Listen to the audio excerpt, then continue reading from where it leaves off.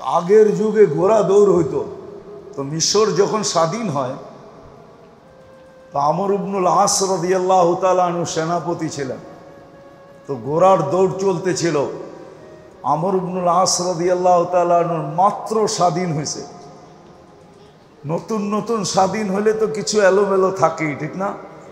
যারা স্বাধীন করে এদের ভিতরেও বাপ থাকে, যারা পরস্ত হয় ওদের মধ্যেও একটা ভয় থাকে, ঠিক না? তো মাত্র কয়েকদিন স্বাধীন হয়েছে, তো ঘোড় দৌড় চলতেছে। আমর ইবনুল আস রাদিয়াল্লাহু তাআলা আনহুর ছেলে এই ঘোড়ার দৌড়ের ভিতরে অংশ নিছে। তো এক ইহুদির ঘোড়া ওনার ঘোড়ার আগে দিয়া যাইতেছিল। আমর ইবনুল আস রাদিয়াল্লাহু তাআলা আনহুর ছেলে ইহুদির পিঠে ছড়ি দিয়ে একটা আঘাত করে দিছে। ঘোড়া দৌড়ানোর লেগে একটা ছড়ি থাকে না, লাঠির মাথায় একটা সুতা বাঁধার মতো একটা গুঠলিয়ালা, ওটা দিয়ে পিঠে টাচ করে দিছে। যে কালকে স্বাধীন হইল, আমি গভর্নরের ছেলে, সেনাপ্রধানের ছেলে, তুই নাচি না আমার ঘোড়ার পাশ দিয়ে এইভাবে দৌড়ে যাইতেছস, একটু সমীহা করার তো দরকার ছিল তোর। ইহুদির এই আচরণ ভালো লাগে না। ও সিধা মদিনায় আসছে, আয়েশা ওমর রাদিয়াল্লাহু তাআলা আনহুর কাছে অভিযোগ করে দিছে যে আমিও তো একজন প্রতিযোগী ছিলাম, সেও প্রতিযোগী, আমিও প্রতিযোগিতার ভিতরে আমাকে বেইজ্জত করা ঠিক হয় নাই। আমি এটার বিচার চাই, আমি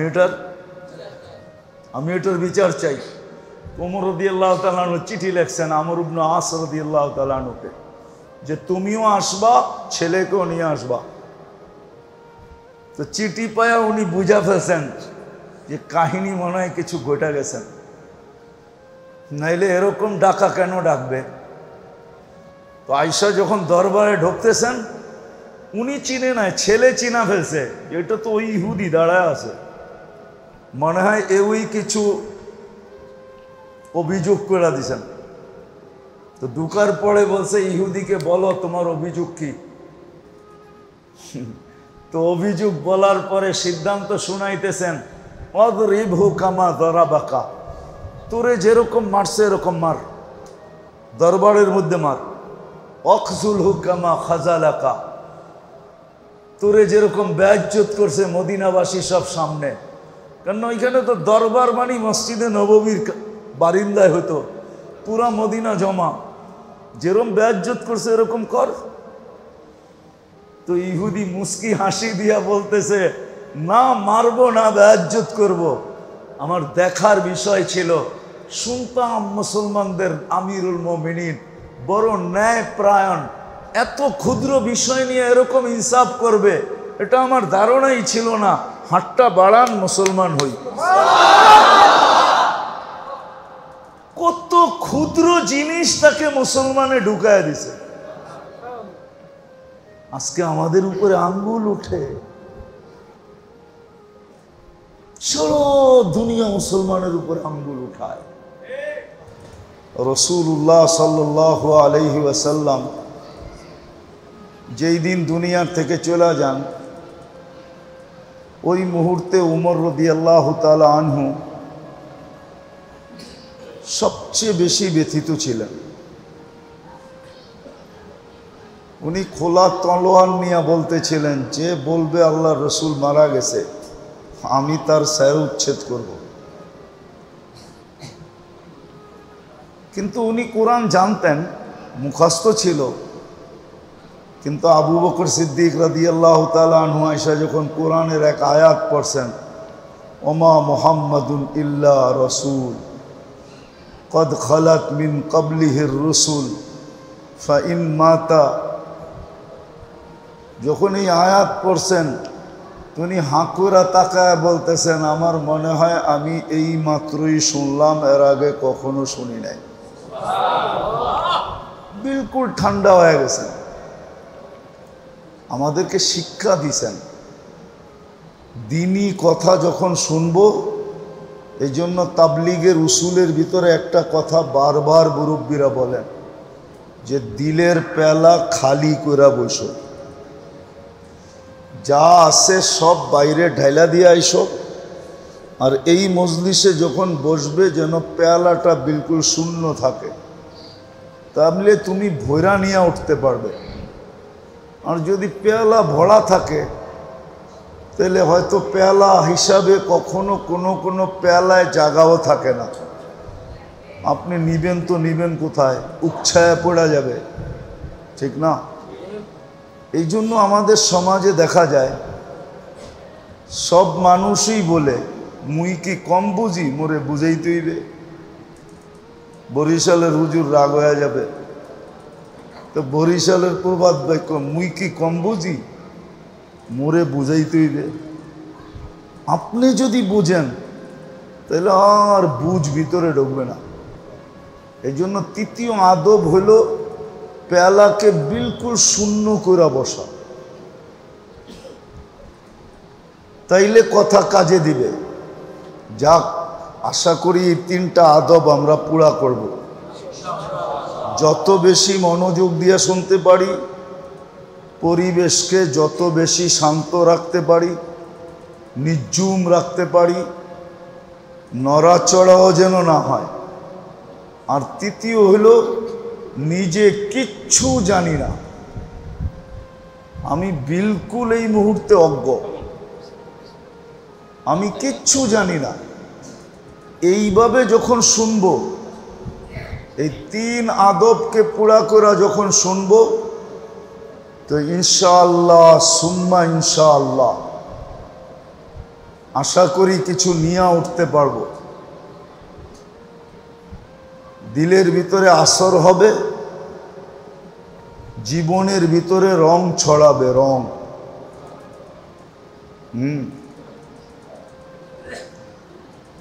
গ্রান নিজের ভিতরে থাকলে কি অপরকে গ্রান দেওয়া যায়? ফুলে যদি গ্রান না থাকে তাহলে কাউকে গ্রান দেওয়া যায় না। দেওয়া যায় নাকি? ঠিক তদ্রূপ এরকমই ভিতরে আসর হবে, শরীরে রং লাগবে, তখনই দেখবেন যে আপনার থেকে হাজারো মানুষ গ্রান নিবে, হাজারো মানুষ। এই জন্যই হাদিসে একটা ছোট্ট কথা আছে, তুবা লি আবদিন। কিছু লোক আছে দুনিয়াতে যাদেরকে আল্লাহ মঙ্গলের চাবিকাঠি বানাইছেন, যাদের থেকে মানুষ মঙ্গল পায়, মঙ্গল, অমঙ্গল পায় না। মিফতাহান লিল খায়ের, ওর থেকে ভালোই পায়, খারাপ কেউ পায় না। তা আল্লাহ ওর জন্য মালা রাখছেন, তুবা নামক মালা ওর জন্য রাখা আছে। আজকে হয়তো পড়াবে না, মরার পরে ওকে পড়ায়া দিবে আল্লাহ। তো মানুষ ওর থেকে পাইতে থাকে। যেরকম ফুলের ভিতরে ঘ্রাণ, মানুষ ঘ্রাণ পাইতে থাকে, ঠিক কিছু লোক দুনিয়া এরকম আছে যাদের থেকে মানুষ ঘ্রাণ পাইতে থাকে। কিছু চেহারাও দুনিয়াতে এরকম আছে, ছিল, এখনো আছে, এখনো আছে। চেহারা দেখা মানুষ মুসলমান হইতো, চেহারা দেখা এখনো আছে। কিছু মানুষকে দেখা মানুষ দিনদার হয়ে যায়। আমি ফ্রান্সে একজনকে চিনি, সে চেহারা দেখা মুসলমান হয়েছে। জামাত যাইতেছিল, জামাতের হাঁটা দেখা সে মুসলমান হয়েছে। আমি আমেরিকাতে একজনকে চিনি যে ঘুম দেখা মুসলমান হয়েছে। শুধু তালিমের হালকায় বসে একজন ঘুমাইতেছে, তার ঘুম দেখা সে মুসলমান হয়েছে। এখন সেও বসে ঘুমায়। তো সত্য এটাই। এই জন্য যখন আদব পুরা করে শুনবো, তখন ভিতরে আসর হবে, শরীরে ওটা ফুটা বাহির হবে। তখন চলা দেখা, বলা দেখা, উঠা দেখা, বসা দেখা, আচার দেখা, ব্যবহার দেখা, হ্যাঁ, মানুষ আকৃষ্ট হবে। আসলে মুসলমান ছিলই এই জিনিসটার নাম। মুসলমান কাকে বলে যাকে দুনিয়ার কিছু জিনিস আছে মানুষ দেখাই আকৃষ্ট হয়, দেখেই না হয় না? হ্যাঁ, এই যে টাইলসটা লাগাইছেন এটা দেখেই তো আকৃষ্ট হয়েছেন, ঠিক না? হ্যাঁ, নাহলে এটা কি? মাটি, মাটি না? মনে হয় বিশ্বাস করেন না। 100% মাটি, 1%ও কম নাই। এটার উপরে তয়ম্মুম করলে তয়ম্মুম হবে। হুজুররা আবার কি কয় জানি না, খুব এরকম চকচকা মাটি মুটি কিছু লাগবো না, তয়ম্মুম হবে। না, মাটি, এটা মাটি। তো মুসলমান বলে ওকে যাকে দেখলে মানুষ আকৃষ্ট হয়, ইসলামে ঢুকতে পাগল হয়, ওর নাম মুসলমান। মুসলমান কোনো শব্দের নাম না। মুসলমান তো ওকে যাকে দেখলে মানুষ ইসলামে ঢুকতে পাগল হয়। যেমন দেখা পিছ পিছ ঘুরতেছে, পিছ পিছ, আপনারা বুঝবেন না, যাদেরকে বুঝাইতেছি ওরা বুঝবে। দেখাই পিছ পিছ ঘুরতেছে, কোন সুযোগে একটু বলতে পারে কিনা আই ডট ডট ইউ। আবার 14 তারিখে একটা ফুলও হাতে ধরায় দিতে পারি কিনা দেখি। কি দেখা? কি দেখছে? রূপ দেখছে, ঠিক না? রূপ দেখেই তো যুবকরা বসতেছে, কিন্তু ওকে মজা লাগতেছে, রূপ দেখেই তো। তো মুসলমান হলো যাকে দেখা আল্লাহ দেখাই মানুষ ইসলামে ঢুকতে চায়, ওকে বলে মুসলমান। মুসলমান কোনো শব্দের নাম না। ইসলাম একটা রাজপ্রাসাদের নাম। যেরকম দুনিয়ায় কিছু ঘর আছে যেগুলা নেটের ভিতরে সবচেয়ে বেশি ভাইরাল, সৌন্দর্যের দিক দিয়া, ডিজাইনের দিক দিয়া, সাজগোজের দিক দিয়া, আছে না এরকম কিছু ঘর, প্রাসাদ আছে না? ইসলাম একটা রাজপ্রাসাদের নাম, যেটা যে দেখবে সেই এটার ভিতরে ঢুকতে পাগল হবে। শুধু শুধু কোরআন বলে না, ইয়াদখুলুনা ফি দীনিল্লাহি আফওয়াজা, যে একবার দেখবে ও ঢুকতে পাগল হবে। ইসলাম একটা রাজপ্রাসাদের নাম। এরকম একটা প্রাসাদ যেটা ডিজাইন একমাত্র আল্লাহ করছেন। ইসলামের ডিজাইন কে করছে? ডিজাইনার কে? না অন্য কেউ? আর্কিটেকচার কে? হ্যাঁ, আল্লাহ। ইসলাম এটার নাম। মুসলমান ওই ব্যক্তি যাকে দেখলে মানুষ ইসলামে ঢুকতে চায়। আরেকটা শব্দ বলি, যাকে দেখলে আল্লাহ মনে হয়। যাকে দেখলে কি? আল্লাহর কথা, আল্লাহর কথা। মুসলমানও আপনারা হয়তো শুনছেন এটা, যে যাকে দেখলে আল্লাহর কথা স্মরণ হয় সে আল্লাহওয়ালা। এটা শুনছেন না? হ্যাঁ হ্যাঁ, আল্লাহওয়ালা তো মুসলমানই হয় না, অন্য কেউ হয়? অন্য কেউ হয়? কে হয়? আমারটা অসুবিধা কি? মুসলমান ও যারে দেখলে আল্লাহ স্মরণ হয়, যে লোকটা এরকম, এর আল্লাহ জানি কিরকম। ইসলাম একটা শব্দের নাম না। এই জন্য মেরে আবারও বলতেছি, কিন্তু কথা এখনো শুরু হয় নাই, একটু পরে শুরু হবে। আদাব পুরা করে শুনবো তো ভিতরে ক্রিয়া হবে, শরীরে রং ছড়াবে।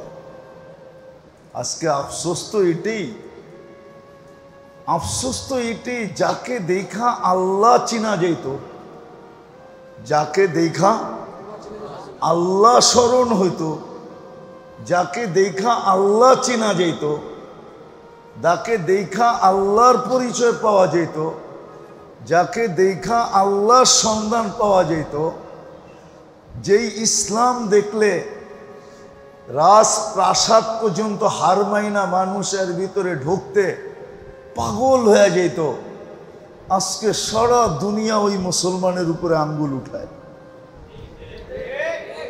আফসোস তো আমার এইখানেই, কিন্তু আমার কাছে তো ভাষা নাই, জাদু নাই।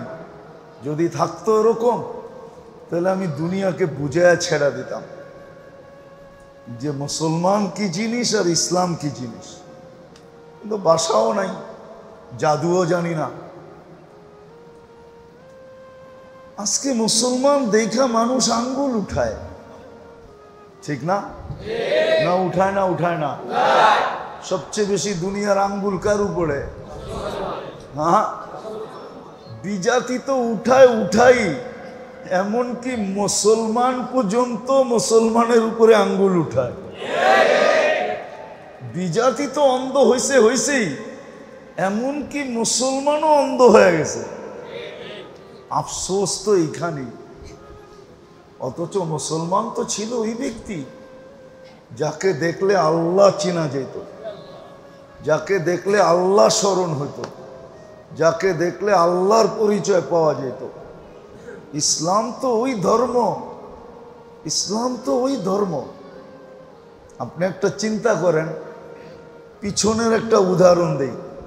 দুনিয়ার কোনো ধর্মে এই উদাহরণ নাই যে রমজানের দিন এক ঢোক পানি দিয়া, এক ঢোক, ঢোক বোঝেন তো কতটুক?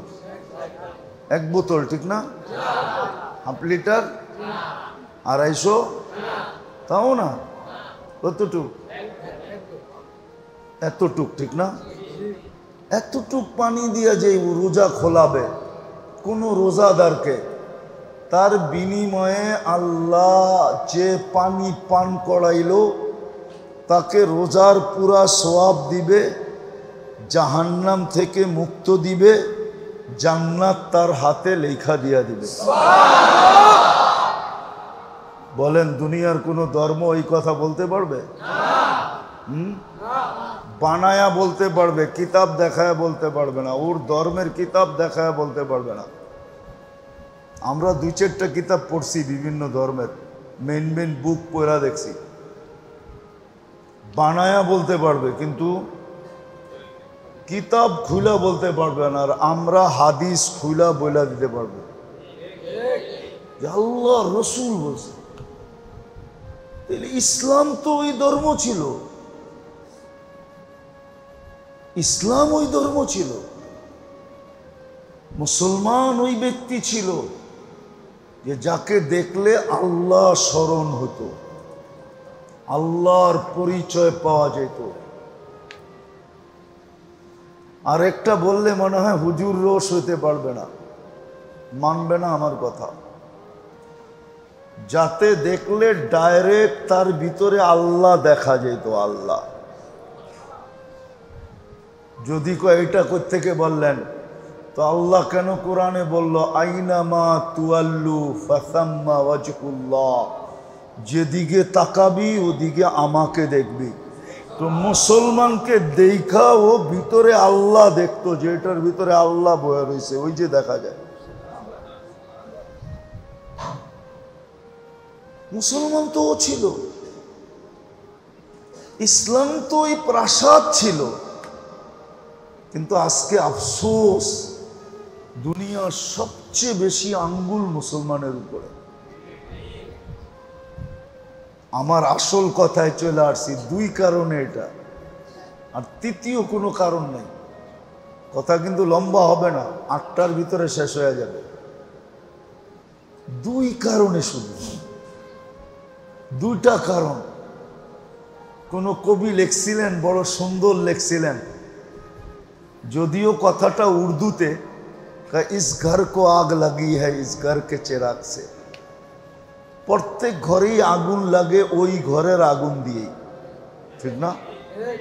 আপনি যদি বলবেন বিদ্যুৎ সার্কিটের থেকে আঙ্গুল লাগছে। তো বিদ্যুতের সার্কিট তো আপনার ঘরেই ছিল না, আরেক ঘরের টায়া লাগাই দিয়া ভেঙে গেছে গা। আমার ঘরের বিদ্যুতের কারণেই তো লাগছে। আমাদেরও দুরবস্থা আমাদের কারণে, অন্যের কারণে না। যদিও আমরা আঙ্গুল উঠাই অন্যের কারণে। যেমন শয়তানও মাঝে মাঝে বলে, একদিন তো দোজগে চিৎকার দিয়া বলবে। শয়তানও কিন্তু একটা সম্মেলন করবে দোজগে। কোরআনে আছে, কোরআনে আছে দোজগবাসীদেরকে নিয়ে শয়তান একটা সম্মেলন করবে। আর কোরা বলবে, ইন্নি দাউতুকুম ফাস্তাজাবতুম ফালুমু আনফুসাকুম ফালা তালুমুনি মা আনা বিমুসরিখিকুম ওয়া মা আনতুম বিমুসরিখিয়া। তো একটা সম্মেলন তো করবে। আজকেও শয়তান বলে মাঝে মাঝে, যদিও আমরা শুনি না, শয়তান বলে জুরুম তো খুদ করে লানত করে শয়তান পর। সব তো তোরাই করস, খামাখা আমার উপরে আঙ্গুল উঠাস কেন? তোরাই তো আমারে ফেল মেরা দিছস, এখন তার আমার কিচ্ছু করতে হয় না। মোটামুটি এমন শয়তান হইছস, এখন আমিও মাঝে মাঝে লজ্জা পাই যে আমি তো এতগুলা করতে কই নাই। হ্যাঁ, কোরআনে আছে, আমি কোরআন দিতেছি। কোরআন বলে শয়তান কাউকে খোঁচা মারে, ও এক খোঁচা এমন লাভ দেয়, তো শয়তান বলে ইন্নি বারিউম মিনকা ইন্নি আখাফুল্লাহ রাব্বাল আলামিন। আমি তো এত জোরে লাভ দিতে কই নাই, আমি তোর কাছ থেকে দূরে, আমি তোর পক্ষে না। তা আমরা যতই মানুষের উপরে আঙ্গুল উঠাই, কিন্তু দোষ আমাদের। দোষ কি? অথচ মুসলমান ছিল যাকে দেখলে আল্লাহ চেনা যেত, আল্লাহর পরিচয় পাওয়া যেত, যার ভিতরে আল্লাহ দেখা যেত, আল্লাহ সন্ধান যার ভিতরে পাওয়া যেত, আল্লাহ স্মরণে আসতো, আল্লাহ স্মরণে আসতো। আল্লাহ স্মরণ আমার বললে আবার অহংকারী বইলা ফেলেন কিনা, যে বড় অহংকারের কথা বলতেছেন। আমরা দুনিয়া ঘুরা দেখছি, আসলে তো ভিতরে কিছু নাই, এটাই সত্য। কিন্তু আমাদের পোশাক আশাক দেখো, দুনিয়ার বহুত মানুষ বহুত সময় বহুত প্রশংসার শব্দ বলছে। মনে উঠলো এই জন্য বলতেছি, 2008-এর কথা। আমার একসাথে 25 দেশের সফর চলতেছিল, এন্টার ইউরোপ। তো আমি স্পেনে ছিলাম, জামাত ছিল আমাদের সাথে, আজি আব্দুল ওয়াহাব সাহেব রহমতুল্লাহ আলাইহির সাথে সফর চলতেছিল। তো স্পেনে কোনো এক জায়গায় একটা ঘাঁটি আছে, যেটাকে আমরা আরবিতে বলি জাবালে তারেক বিন জিয়াদ। যেই পাহাড়ের উপর দিয়া তারেক বিন জিয়াদ স্পেনে ঢুকছিলেন, যেটাকে আলজাবরা বলে। ওইখান দিয়ে সমস্ত জাহাজগুলা ঢুইকা একবারে ইসরায়েল পর্যন্ত যায়। এই সমুদ্র এইখান দিয়ে ঢুকতে হয়, ইউরোপ থেকে, আমেরিকা থেকে, ওটাকে আলজাবরা বলে। তো আমরা ঢুকতেছিলাম, শিপের থেকে নামার পরে আমাদের পাসপোর্ট নিয়ে গেছে পুলিশে। কয়েকদিন আগে একটা অঘটন ঘটে গেছিল স্পেনে, তো আমাদের পাসপোর্ট সবার নিয়ে নিছে। আমরা যার যার মতে আমলে ছিলাম। তো ঘন্টাখানিক পরে ওইখানের মেইন পুলিশ অফিসার আইসা একজনকে পাসপোর্ট, প্রথম পাসপোর্টটা আমার ছিল, আমাকে দিতে ছিল আর হাসতে ছিল আর বলতে ছিল, তুমি চিন্তিত তো না? আমি বললাম যে নো, আমি চিন্তিত হব কেন? হাইসা দিয়া বলতেছে, you are messenger of God, তোমরা তো আল্লাহর রসুল, তোমাদের পাসপোর্ট কে আটকায় রাখে? যদিও সে তো জানে না রসুল কাকে বলে, সে জানে মেসেঞ্জার মানে রসুল। তোমরা আল্লাহর রসুলের মেসেঞ্জার, আমরা তাবলিগের কাজে আসছি। তো সে ডাইরেক্ট মেরা দিছে, you are messenger of God, তুমি তো আল্লাহর মেসেঞ্জার, তোমার পাসপোর্টকে আটকায় রাখে। এরকম প্রশংসার শব্দ দুনিয়াতে হাজারো বার শুনছি। শুধু এই রূপরেখার কারণে। কসম খোদার, রূপটা ছাড়া আর কিচ্ছু নাই ভিতরে। আমি তো আমাকে চিনি না, শুধু রূপটাই আছে। রূপের কারণে যদি বাস্তব থাকতো তাহলে কি হইতো?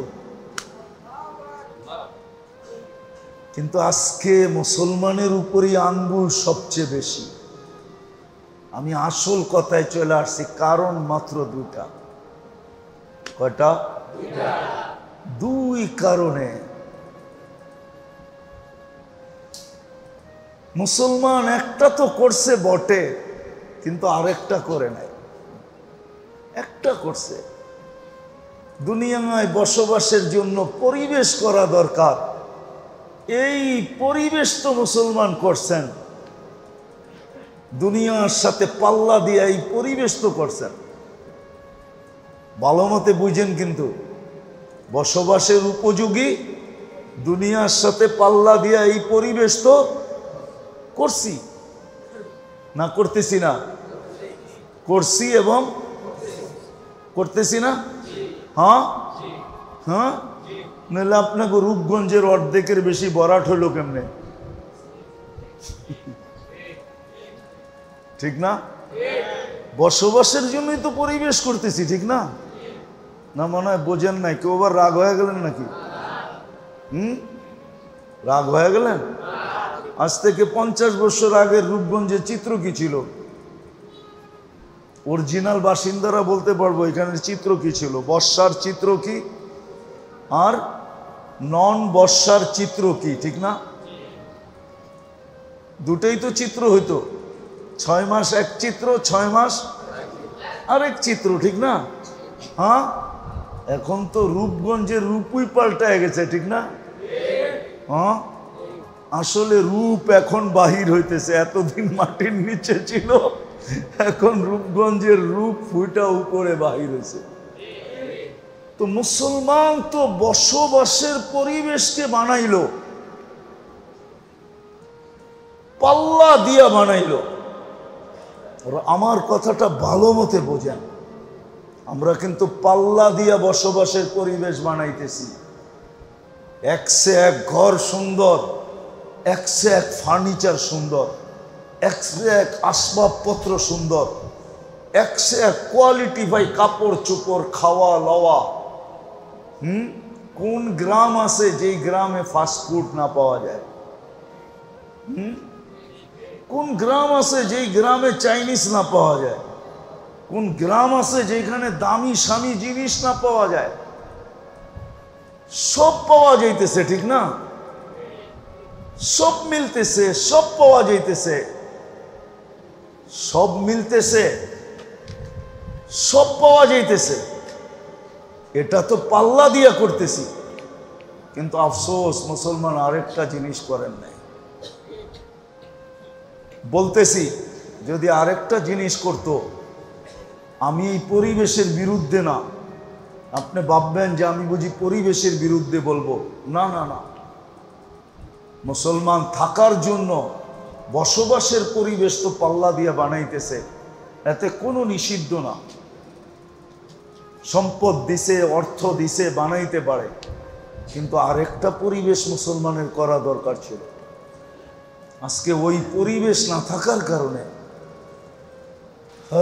যাদেরকে দেখা দুনিয়া আল্লাহ চিনত, আল্লাহ যাদেরকে দেখা দুনিয়া আল্লাহ চিনত, যাদের ভিতরে তাকাইলে, দিকে তাকাইলে আল্লাহর পরিচয় পাওয়া যেত, পরিচয় পাওয়া যেত, যাদের কর্ম দেখা মানুষ ইসলামের ভিতরে ঢুকতে থাকতো। কর্ম দেখা, কর্ম, যাদের ছোট ছোট কর্ম দেখা, ছোট ছোট কর্ম। কি একটা কাহিনী মনে উঠলো, এই জন্য বলতেছি। আগে আমাদের দেশেও রেস কোর্স ছিল, ঘোড়ার দৌড় হইতো। কোথায় হইতো এটা জানেন? ময়দানটা কোনটা? রবনা পার্কের অপোজিটে যেটা, ওটা ছিল রেস কোর্স ময়দান। সরোয়ার্দি, ওইখানে উনি বন্ধ করছে এটা। আগের যুগে ঘোড়া দৌড় হইতো, তো মিশর যখন স্বাধীন হয় তো আমর ইবনুল আস রাদিয়াল্লাহু তাআলা আনহু সেনাপতি ছিলেন, তো ঘোড়ার দৌড় চলতেছিল। আমর ইবনুল আস রাদিয়াল্লাহু তাআলা আনহুর মাত্র স্বাধীন হয়েছে। নতুন নতুন স্বাধীন হলে তো কিছু এলোমেলো থাকেই, ঠিক না? যারা স্বাধীন করে এদের ভিতরেও বাপ থাকে, যারা পরস্ত হয় ওদের মধ্যেও একটা ভয় থাকে, ঠিক না? তো মাত্র কয়েকদিন স্বাধীন হয়েছে, তো ঘোড় দৌড় চলতেছে। আমর ইবনুল আস রাদিয়াল্লাহু তাআলা আনহুর ছেলে এই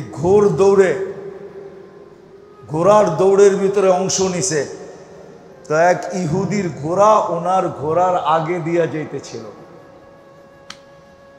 আমর ইবনুল আস রাদিয়াল্লাহু তাআলা আনহুর ছেলে ইহুদির পিঠে ছড়ি দিয়ে একটা আঘাত করে দিছে। ঘোড়া দৌড়ানোর লেগে একটা ছড়ি থাকে না, লাঠির মাথায় একটা সুতা বাঁধার মতো একটা গুঠলিয়ালা, ওটা দিয়ে পিঠে টাচ করে দিছে।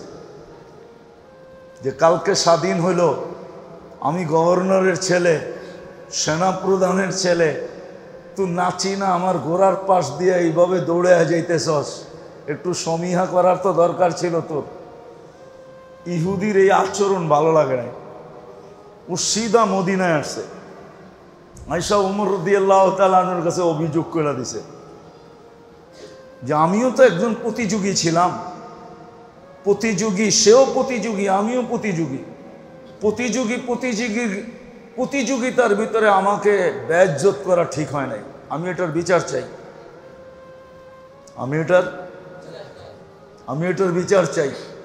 ওমর রাদিয়াল্লাহু তাআলা আনহু চিঠি লিখছেন আমর ইবনে আস রাদিয়াল্লাহু তাআলা আনহুকে যে তুমিও আসবা, ছেলেকেও নিয়ে আসবা। তো চিঠি পায়া উনি বুঝা ফেলছেন যে কাহিনী মনে হয় কিছু ঘটে গেছেন, নাইলে এরকম ডাকা কেন ডাকবে। তো আয়েশা যখন দরবারে ঢুকতেছেন, উনি চিনে নাই, ছেলে চিনা ফেলছে, এটা তো ওই ইহুদি দাঁড়ায় আছে, মনে হয় ওই কিছু অভিযোগ করে দিছেন। তো ঢুকার পরে বলছে ইহুদিকে বলো তোমার অভিযোগ কি। তো অভিযোগ বলার পরে সিদ্ধান্ত শুনাইতেছেন, অদরিবহু কামা দরাবাকা, তোরে যেরকম মারছে এরকম মার, দরবারের মধ্যে মার। অখজুলহু কামা খাজালাকা, তোরে যেরকম বেইজ্জত করছে মদিনাবাসী সব সামনে, কারণ ওইখানে তো দরবার মানে মসজিদে নববীর বারিন্দায় হতো, পুরা মদিনা জমা, যেরকম বেইজ্জত করছে এরকম কর। তো ইহুদি মুস্কি হাসি দিয়া বলতেছে, না মারবো না, বেইজ্জত করব। আমার দেখার বিষয় ছিল, শুনতাম মুসলমানদের আমিরুল মুমিনিন বড় ন্যায় প্রায়ণ, এত ক্ষুদ্র বিষয় নিয়ে এরকম ইনসাফ করবে, এটা আমার ধারণাই ছিল না। হাতটা বাড়ান, মুসলমান হই। কত ক্ষুদ্র জিনিস তাকে মুসলমানে ঢুকায় দিছে। আজকে আমাদের উপরে আঙ্গুল উঠে, সারা দুনিয়া মুসলমানের উপর, অথচ আমরা ওদের সাথে প্রতিযোগিতা লাগায়া, যুবক তোমার পায়ে হাত রাখি, তুমি ওদের সাথে প্রতিযোগিতা লাগায় চুল পর্যন্ত কাটো ওদের স্টাইলে, ঠিক না? কাপড় পর্যন্ত পড়ো ওদের স্টাইলে, ঠিক না? বিয়ে শাদী সব ওদের স্টাইলে, ঠিক না? তারপরে তো আমাদের উপরে আঙ্গুল সারাদিন উঠায় না, উঠায় না? বলেন কেন উঠায়? এক যুবক তো নেটে না দেখা চুল কাটে না, সব যুবক তো নেটে দেখা চুল কাটে, সব মেয়েরা তো নেটে দেখা সাজগোজ করে, সব মেয়েরাই তো হাতের মেহেন্দি পর্যন্ত নেটে ডিজাইন দেখা লাগায়, পোশাক পর্যন্ত চয়েস করে নিজের নেটে দেখা, সবকিছু তো এখন নেটের মাধ্যমে হইতেছে। ওদের সাজে তো আমরা 24 ঘন্টা সাজলাম, তারপর তো বলতে পারতো তোরা যখন আমাদের রূপে রূপান্তরিত হয়ে গেছ তোদের উপরে আঙ্গুল উঠাবো না। আঙ্গুল তো উঠাই সুযোগ পাইলে বুলডোজার দিয়া সাইজ করে দেয়, ঠিক না? সত্য তো?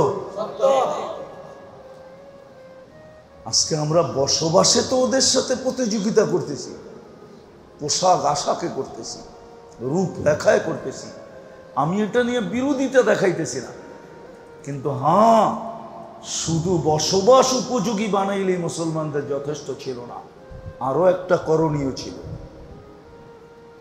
আরো একটা করণীয় যদি মুসলমান করত, তাহলে বসবাসের পরিবেশ মুসলমানদেরকে কোনো ক্ষতি করত না। আরেকটা পরিবেশ যদি মুসলমান করত, আফসোস না আমি বুঝাইতে পারলাম, না আমি বুঝাইতে পারলাম, না বুঝতে পারলাম, না বুঝাইতে পারলাম। আসলে সব দোষ আমারই দোষ। আমি বুঝাইতেও পারি না, বুঝিও না। আরেকটা পরিবেশ যদি মুসলমান করত, সেটা হলো বসবাস উপযোগী পরিবেশের সাথে সাথে যদি মুসলমান নিজের পরিবেশটাকে দ্বীনি পরিবেশে রূপান্তরিত করত, দ্বীনি পরিবেশে।